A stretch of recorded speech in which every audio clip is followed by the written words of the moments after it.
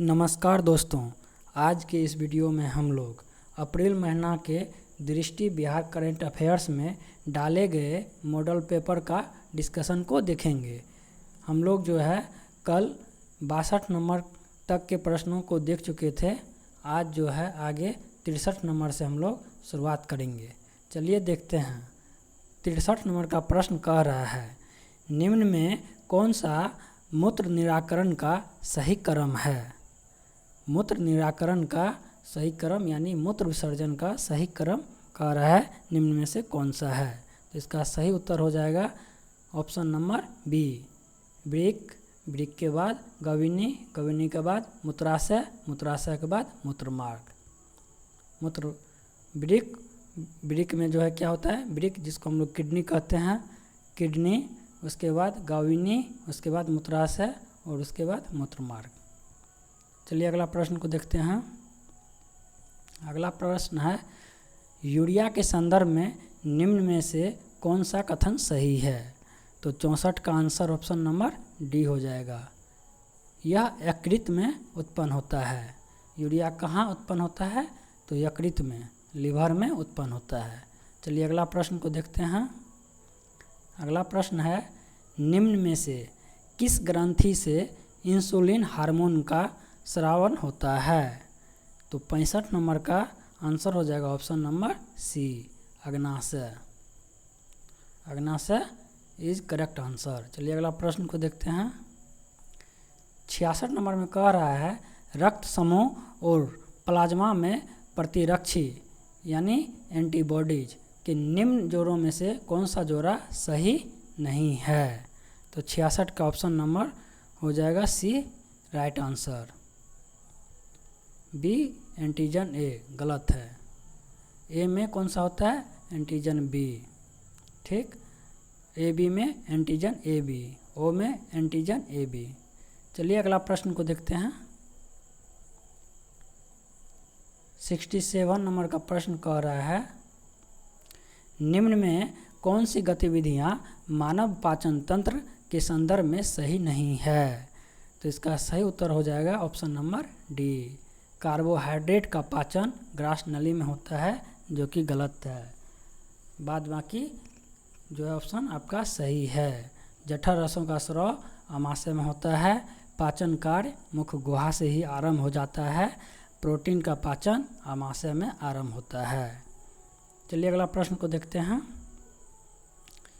68 number का प्रश्न है, निम्न में से किस हार्मोन के प्रभाव से स्तन ग्रंथि से दुग्ध का स्राव होता है। तो इसका उत्तर हो जाएगा बी, ऑक्सीटोसिन। चलिए अगला प्रश्न को देखते हैं। 69 नंबर का प्रश्न कह रहा है, निम्न में से कौन सा कार्य मानव शरीर में हीमोग्लोबिन के द्वारा पूरा होता है। तो इसका ऑप्शन नंबर सही हो जाएगा डी, ऑक्सीजन का परिवहन करना। कौन सा कार्य जो है मानव शरीर में हीमोग्लोबिन के द्वारा पूरा होता है, तो ऑक्सीजन का परिवहन करना। चलिए अगला प्रश्न को देखते हैं। 70 नंबर का प्रश्न कह रहा है, निम्न में से कौन सा विटामिन हमारी त्वचा में संश्लेषित होता है। तो इसका option number D, vitamin D जो है हमारी त्वचा में संश्लेषित होता है। चलिए अगला प्रश्न को देखते हैं। 71 नंबर का प्रश्न कह रहा है, निम्न में से किस अधिनियम के तहत ब्रिटिश ईस्ट इंडिया कंपनी ने चाय के व्यापारिक एकाधिकार को खो दिया था। तो इसका सही उत्तर हो जाएगा ऑप्शन नंबर डी, चार्टर अधिनियम 1833 के तहत जो है ब्रिटिश ईस्ट इंडिया कंपनी जो है चाय के व्यापारिक एकाधिकार को खो दिया था। चलिए अगला प्रश्न को देखते हैं।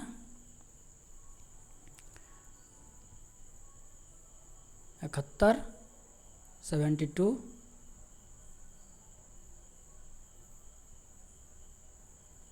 72 प्रश्न जो है कह रहा है, राज्य के नीति निर्देशक सिद्धांत का प्रावधान भारतीय संविधान में किस देश से लेकर संलग्न किया गया है। तो इसका हो जाएगा ऑप्शन नंबर डी, राज्य के नीति निर्देशक सिद्धांत आयरलैंड से लिया गया है। चलिए अगला प्रश्न को देखते हैं। कह रहा है 73 नंबर में, संघीय प्रणाली का निम्न में से कौन सा लक्षण भारतीय राजनीतिक प्रणाली में नहीं पाया जाता है? तो 73 का बी हो जाएगा, दोहरी नागरिकता। संघीय प्रणाली का निम्न में से कौन सा लक्षण जो है भारतीय राजनीतिक प्रणाली में नहीं पाया जाता है? दोहरी नागरिकता।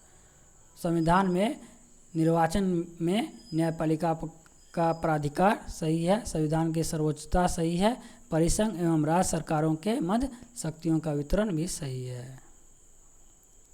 चलिए अगला प्रश्न को देखते हैं। 74 नंबर का प्रश्न कह रहा है, निम्न में से कौन सा क्रम भारतीय संविधान की प्रस्तावना के संदर्भ में सही है? तो इसका सही उत्तर हो जाएगा ऑप्शन नंबर ए, संपूर्ण प्रभुत्व संपन्न, उसके बाद समाजवादी, उसके बाद पंथ निरपेक्ष, उसके बाद लोकतंत्रात्मक गणराज्य। चलिए अगला प्रश्न को देखते हैं। 75 नंबर का कह रहा है, पर्यावरण संरक्षण अधिनियम 1986 के संदर्भ में निम्नलिखित कथनों पर विचार कीजिए। तो 75 का सही हो जाएगा ऑप्शन नंबर डी, 1, 2 और 3, तीनों जो है आपका सही है। तो क्या है? पर्यावरण अधिनियम 1986, इसे भारतीय संविधान के अनुच्छेद 253 के तहत अधिनियमित किया गया था, सही है।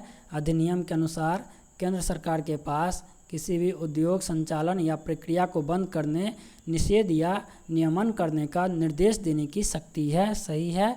अधिनियम के किसी भी प्रावधान का गैर अनुपालन या उल्लंघन एक अपराध माना जाता है, सही है। 76 नंबर का प्रश्न कह रहा है, मूल अधिकार और अनुच्छेद के निम्न जोड़ों में से कौन सा जोड़ा सही नहीं है? तो 76 का हो जाएगा ऑप्शन नंबर डी, धर्म की स्वतंत्रता का अधिकार अनुच्छेद 30-31 में नहीं है।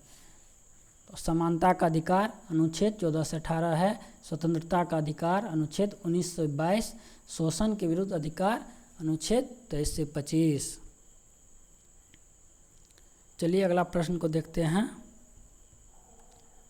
77 नंबर का प्रश्न कह रहा है, भारतीय संविधान के निम्न में से किस अनुच्छेद के तहत लोक नियोजन के विषय में अवसर की समता का प्रावधान किया गया है? तो इसका उत्तर हो जाएगा बी, अनुच्छेद 16। समता क्या कह रहा है? लोक नियोजन के अवसर में समता का प्रावधान, तो अनुच्छेद 16। चलिए अगला प्रश्न को देखते हैं, 78 नंबर के प्रश्न को। 78 नंबर का प्रश्न कह रहा है, निम्न में से किस याचिका का शाब्दिक अर्थ होता है? हम आदेश देते हैं। तो 78 का सही उत्तर हो जाएगा डी, प्रमादेश। चलिए अगला प्रश्न देखते हैं। 79 नंबर, भारतीय संविधान के निम्न में से किस में कल्याणकारी राज्य का आदर्श प्रतिस्थापित है? तो इसका सही उत्तर हो जाएगा ऑप्शन नंबर सी, नीति निर्देशक तत्व। अगला प्रश्न है, भारतीय संविधान के निम्न में से किस अनुच्छेद के तहत कृषि एवं पशुपालन संबंधी प्रावधान किया गया है? कृषि एवं पशुपालन संबंधी प्रावधान किस अनुच्छेद में किया गया है? इसका सही उत्तर हो जाएगा अनुच्छेद 48। अनुच्छेद 48 क्या है? कृषि एवं पशुपालन संबंधी प्रावधान। चलिए अगला प्रश्न को देखते हैं। अगला प्रश्न है, भारतीय संविधान के 42वें संशोधन के तहत निम्न में से किस अनुच्छेद के अंतर्गत मूल कर्तव्यों को सम्मिलित किया गया है? तो इसका सही उत्तर हो जाएगा ऑप्शन नंबर बी, अनुच्छेद 51A के अंतर्गत जो है मूल कर्तव्यों को सम्मिलित किया गया है। किसके द्वारा? तो 42वें संविधान संशोधन के द्वारा। अगला प्रश्न है 82 नंबर का, राष्ट्रपति द्वारा अध्यादेश जारी करने का अधिकार निम्न में से कौन सा अधिकार है? तो 82 का सही उत्तर है ऑप्शन नंबर डी, विधायी अधिकार है। राष्ट्रपति के द्वारा जो अध्यादेश जारी किया जाता है वह विधायी अधिकार है। चलिए अगला प्रश्न को देखते हैं।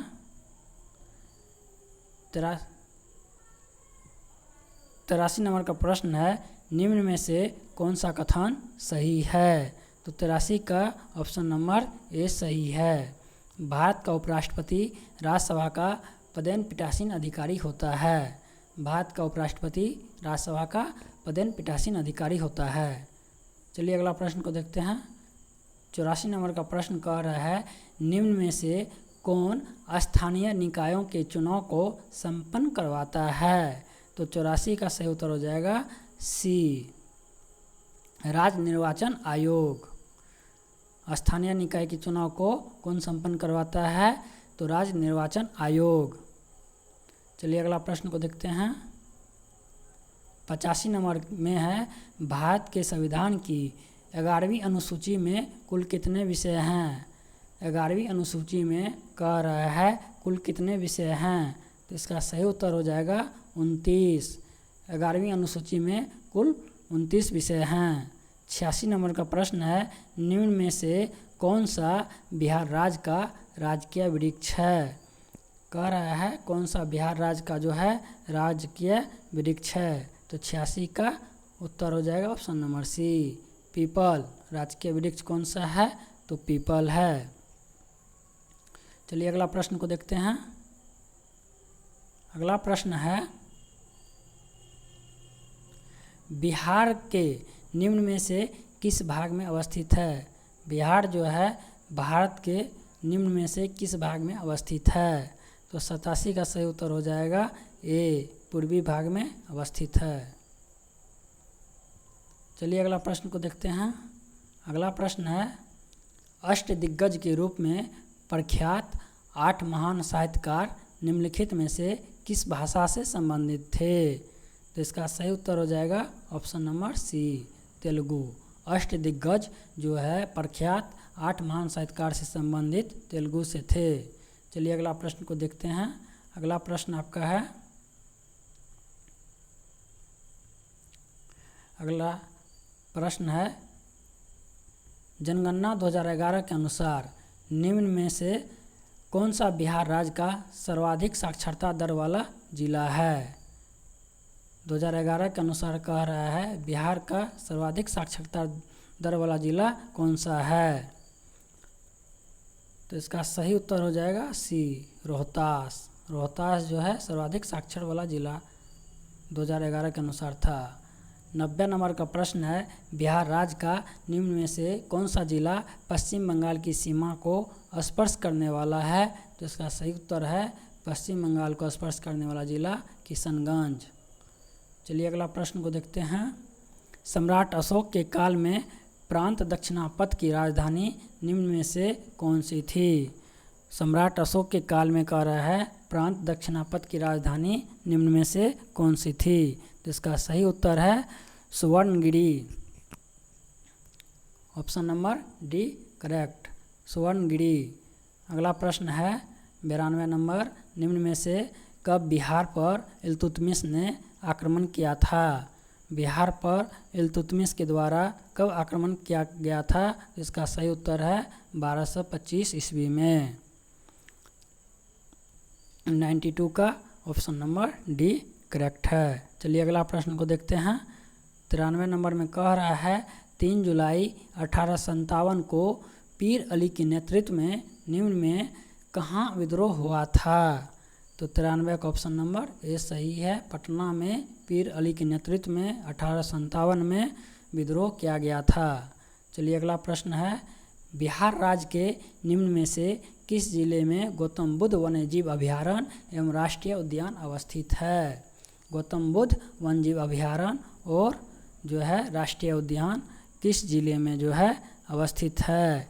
तो इसका सही उत्तर है गया में। गौतम बुद्ध वन्यजीव अभयारण्य और राष्ट्रीय उद्यान गया में है। अगला प्रश्न है, निम्न में से किस नदी को बिहार में अशुभ या अपवित्र नदी के रूप में माना जाता है? तो इसका सही उत्तर है Karmanasha. Option number D, Karmanasha को बिहार में अशुभ या अपवित्र नदी के रूप में जाना जाता है। चलिए अगला प्रश्न को देखते हैं। 96 नंबर में कह रहा है निम्नलिखित में से कौन सा कानून चिड़ियाघरों की स्थापना और कामकाज के लिए वैधानिक प्रावधान प्रदान करता है? तो इसका सही उत्तर है वन्यजीव संरक्षण अधिनियम 1972 जो है चिड़ियाघरों की स्थापना और कामकाज के लिए वैधानिक प्रावधान करता है।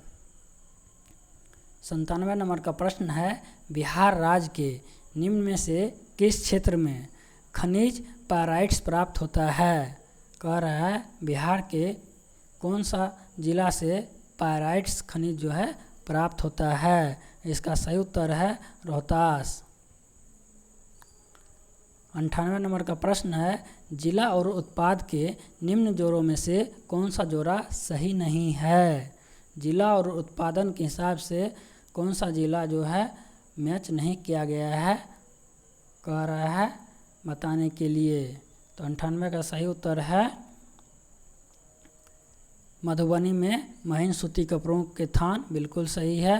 कैमूर में ऊनी कालीन, सही है। नवादा में लिनेन, सही है। पटना में जूट के थैले, गलत है। तो ऑप्शन नंबर डी सही हो जाएगा इस प्रश्न का।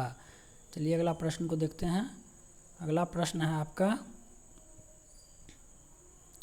99 नंबर। कह रहा है 99 नंबर में घर्षण बल के संदर्भ में निम्नलिखित कथनों पर विचार कीजिए।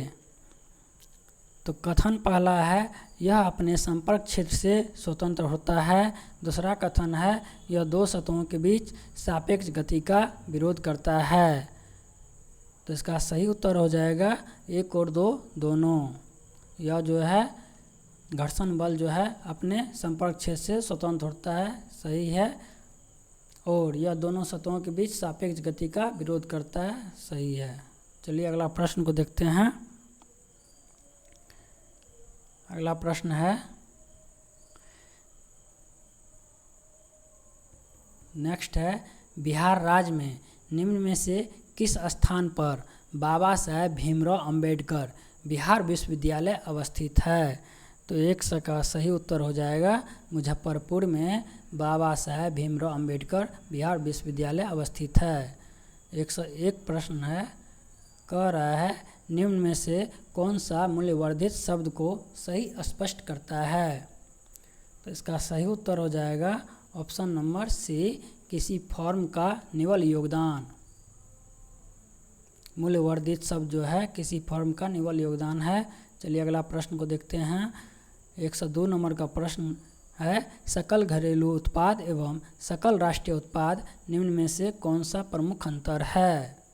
तो 102 का सही उत्तर है विदेशों से प्राप्त शुद्ध आय का। सकल घरेलू उत्पाद और सकल राष्ट्रीय उत्पाद का अंतर जो है विदेशों से प्राप्त शुद्ध आय का प्रमुख अंतर है। अगला प्रश्न है किसी देश की आर्थिक समृद्धि का निम्न में से कौन सा उपयुक्त मापदंड है? तो इसका सही उत्तर हो जाएगा ऑप्शन नंबर डी, प्रति व्यक्ति आय जो है किसी देश की जो है आर्थिक समृद्धि का उपयुक्त मापदंड है। अगला प्रश्न है निम्न में से किसने सर्वप्रथम सीमांत व्यक्ति मार्जिनल मैन की संकल्पना का प्रतिपादन किया था? तो इसका सही उत्तर है Robert E park. Robert E park. अगला प्रश्न है निम्न में से किसे भारतीय अर्थव्यवस्था के उदारीकरण का अग्रदूत माना जाता है? तो इसका सही उत्तर है डॉक्टर मनमोहन सिंह। डॉक्टर मनमोहन सिंह को भारतीय अर्थव्यवस्था के उदारीकरण का अग्रदूत माना जाता है। अगला प्रश्न है भारत में निम्न में से किस पंचवर्षीय योजना में अर्थव्यवस्था के समाजवादी स्वरूप को अपनाया गया? तो समाजवादी स्वरूप को द्वितीय पंचवर्षीय योजना में अपनाया गया। अगला प्रश्न है नेक्स्ट प्रश्न है भारत में स्वतंत्रता से पहले निम्न में से किसने निर्धनता की अवधारणा पर विचार किया था? तो इसका सही उत्तर है ऑप्शन नंबर सी, दादा भाई नौरोजी। भारत में जो है स्वतंत्रता से पहले जो है निर्धनता की अवधारणा पर दादा भाई नौरोजी ने विचार किया था। अगला प्रश्न है, निम्न में से किसने गरीबी निवारण के प्रभावपूर्ण अस्त्र के रूप में स्वयं सहायता समूह के विचार को दिया था? तो इसका सही उत्तर है Mohammad Yunus, option number C. स्वयं सहायता समूह के विचार को मोहम्मद यूनुस ने दिया था। अगला प्रश्न को देखते हैं हम लोग। अगला प्रश्न है, बेरोजगारी समस्या से गरीबी बढ़ती है क्योंकि? तो इसका सही उत्तर है गरीबी रेखा से नीचे रहने वालों की संख्या बढ़ती है, इसीलिए बेरोजगारी समस्या गरीबी बढ़ती है क्योंकि गरीबी रेखा से नीचे रहने वालों की संख्या बढ़ती है। चलिए अगला प्रश्न को देखते हैं। ट्राइसेम निम्न में से किसका एक कार्यक्रम है? तो इसका सही उत्तर है औद्योगिक विकास का। अगला प्रश्न है, निम्न में से कौन सा भारत में मुद्रास्फीति के प्रकलन का सबसे प्रचलित माप है? तो इसका सही उत्तर है थोक मूल्य सूचकांक। थोक मूल्य सूचकांक जो है मुद्रास्फीति के प्रकलन का सबसे प्रचलित माप है। नेक्स्ट है, प्रधानमंत्री मत्स्य संपदा योजना के संदर्भ में निम्नलिखित कथनों पर विचार कीजिए। इसका सही उत्तर है इस योजना के तहत मछुआरों को बीमा कवर, वित्तीय सहायता और किसान क्रेडिट कार्ड की सुविधा भी प्रदान की जाती है। सही है। और PMMSY का आदर्श वाक्य मत्स्य क्षेत्र में सुधार, प्रदर्शन और परिवर्तन करना है, ये भी सही है। इस कारण से ऑप्शन नंबर सी सही हो जाएगा, 1 और 2 दोनों। अगला प्रश्न है, समर्थिंग संबंधित है। तो समर्थिंग जो है किससे संबंधित है? मनी लॉन्ड्रिंग से संबंधित है समर्थिंग। अगला प्रश्न है, घाटे की वित्तीय व्यवस्था का अर्थव्यवस्था पर निम्न में से क्या प्रभाव पड़ता है? तो इसका सही उत्तर है मुद्रा आपूर्ति में बढ़ोतरी, ऑप्शन नंबर बी। अगला प्रश्न है, निम्न में से कौन स्टॉक एक्सचेंज में सटोरिया नहीं होता है? स्टॉक एक्सचेंज में सटोरिया का काम नहीं करता है, तो इसका सही उत्तर है ब्रोकर। अगला प्रश्न है, निम्नलिखित कथनों पर विचार कीजिए। राष्ट्रीय युवा दिवस हर वर्ष 12 जनवरी को स्वामी विवेकानंद की जयंती के रूप में मनाया जाता है। सही है। पहला कथन आपका सही है। अगला कथन है, स्वामी विवेकानंद ने पश्चिमी विश्व को वेदांत और योग के भारतीय दर्शन से परिचित कराया। पश्चिमी विश्व को जो है भारत के वेदांत और योग दर्शन से परिचित करवाया था, ये भी सही है। किसके द्वारा? तो स्वामी विवेकानंद जी के द्वारा। तो ऑप्शन नंबर 1 और 2 दोनों सही है। चलिए अगला प्रश्न को देखते हैं। नेक्स्ट प्रश्न है, निम्नलिखित कथनों पर विचार कीजिए।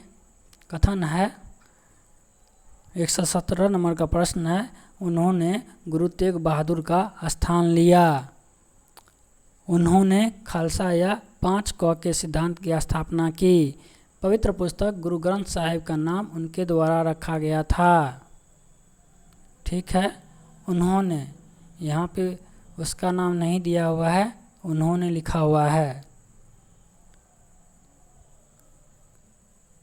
इस प्रश्न को छोड़ते हैं। चलिए अगला प्रश्न को देखते हैं।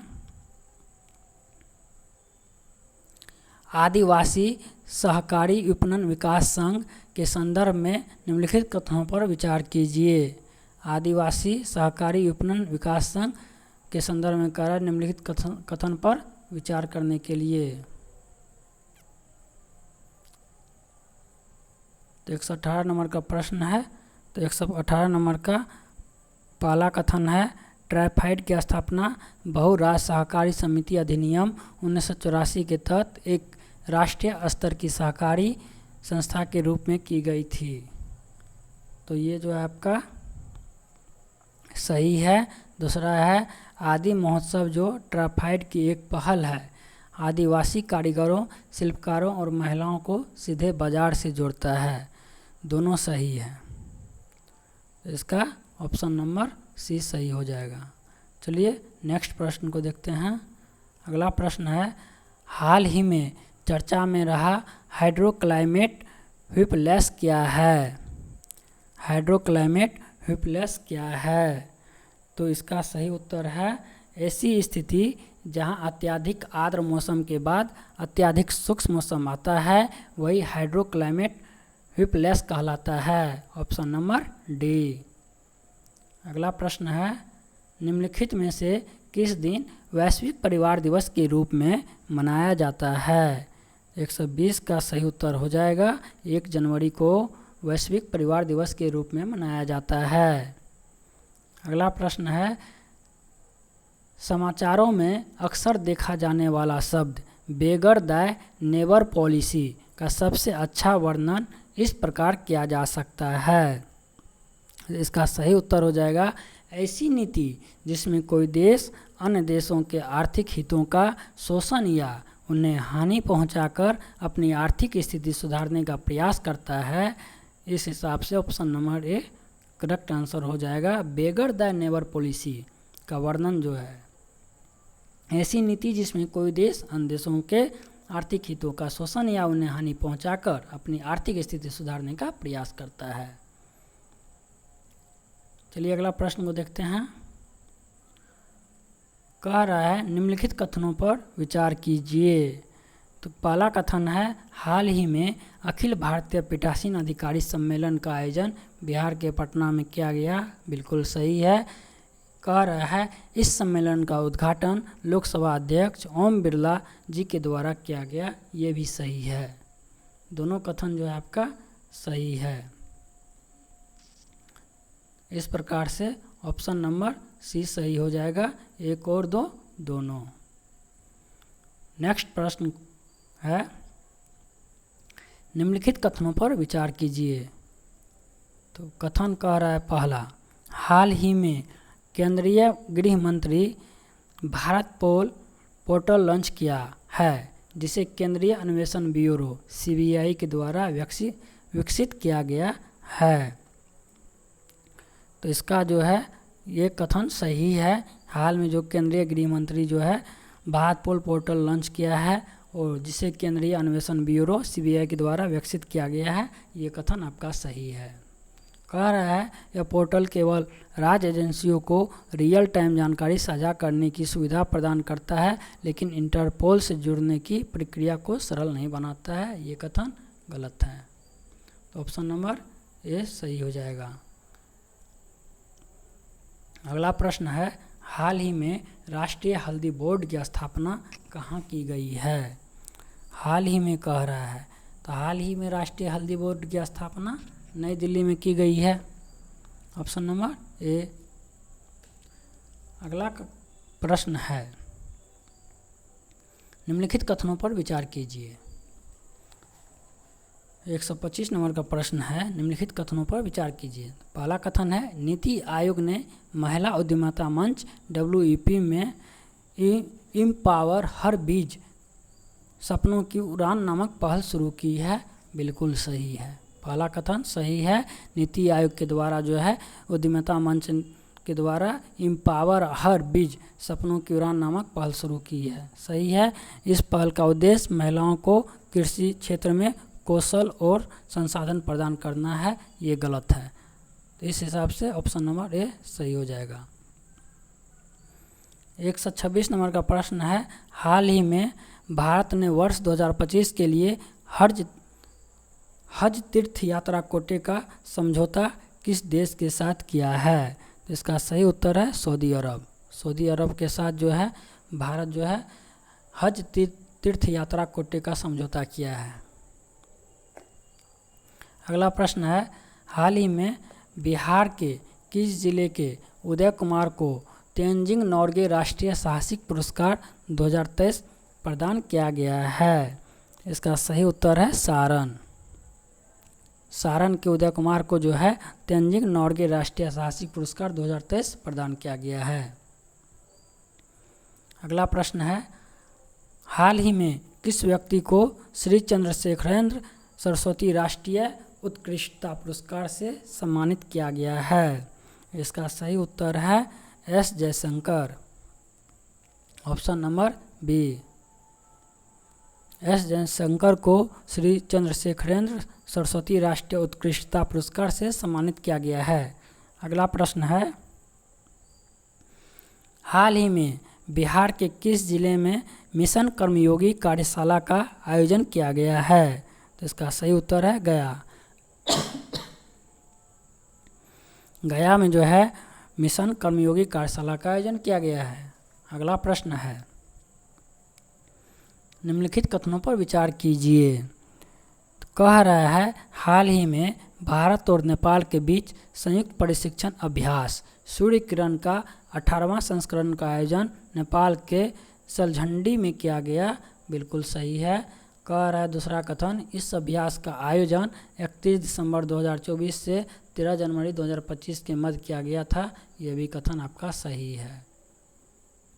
दोनों कथन सही है, तो इसका सही उत्तर हो जाएगा ऑप्शन नंबर सी, 1 और 2 दोनों।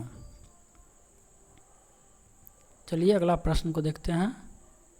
नेक्स्ट प्रश्न है, हाल ही में गणतंत्र दिवस 2025 की परेड में बिहार की झांकी में कौन सा दृश्य शामिल किया गया? तो इसका सही उत्तर है वैशाली का अशोक स्तंभ। गणतंत्र दिवस 2025 की परेड में बिहार की झांकी में कौन सा दृश्य शामिल किया गया है? इसका सही उत्तर हो जाएगा वैशाली का अशोक स्तंभ। अगला प्रश्न है, हाल ही में लॉन्च किए गए मिशन मौसम का प्राथमिक उद्देश्य क्या है? तो इसका सही उत्तर है भारत को मौसम तैयार और जलवायु स्मार्ट राष्ट्र बनाना, ऑप्शन नंबर डी।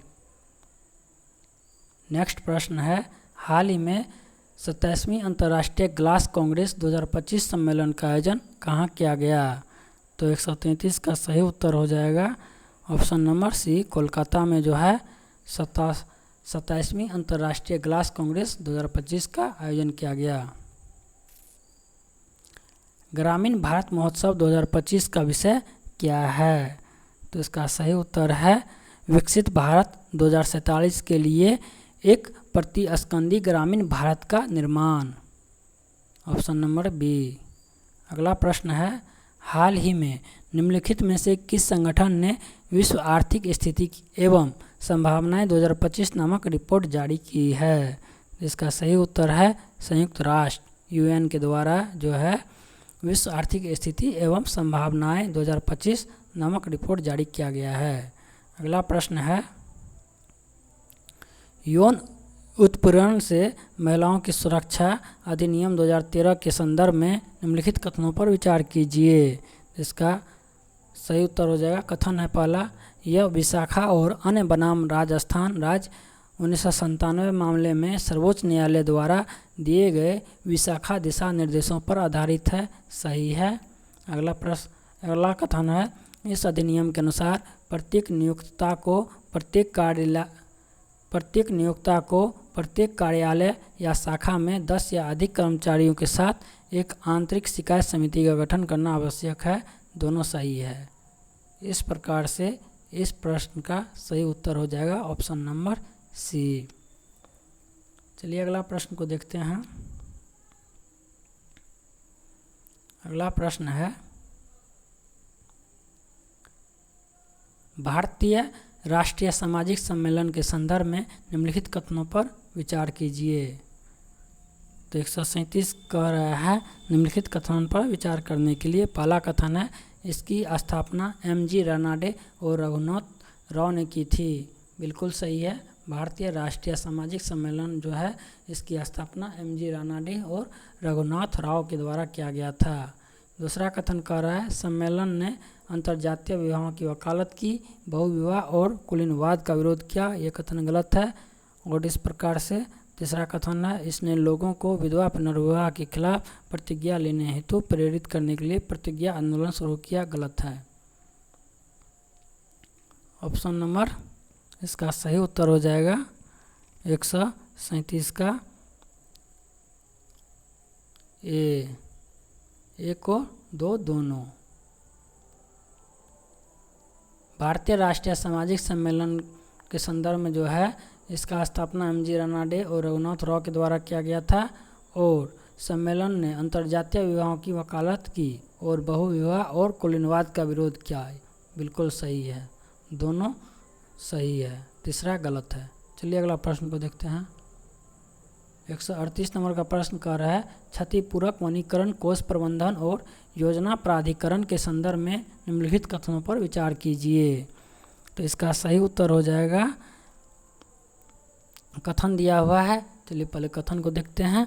यह एक वैधानिक निकाय है और नए पेड़ लगाने के लिए कंपनियों जो पेड़ काटते हैं द्वारा प्रदत्त धन का उपयोग कर रहा है। ये सही है आपका पहला कथन। दूसरा कह रहा है, राष्ट्रीय कोष इन विधियों का 90% प्राप्त होगा और राजनिधियों का शेष 10% प्राप्त होगा। ये गलत है, तो ऑप्शन नंबर ए सही हो जाएगा। चलिए अगले प्रश्न की ओर। अगला प्रश्न है, सल्फर डाइऑक्साइड प्रदूषण SO2 के संदर्भ में निम्नलिखित कथनों पर विचार कीजिए।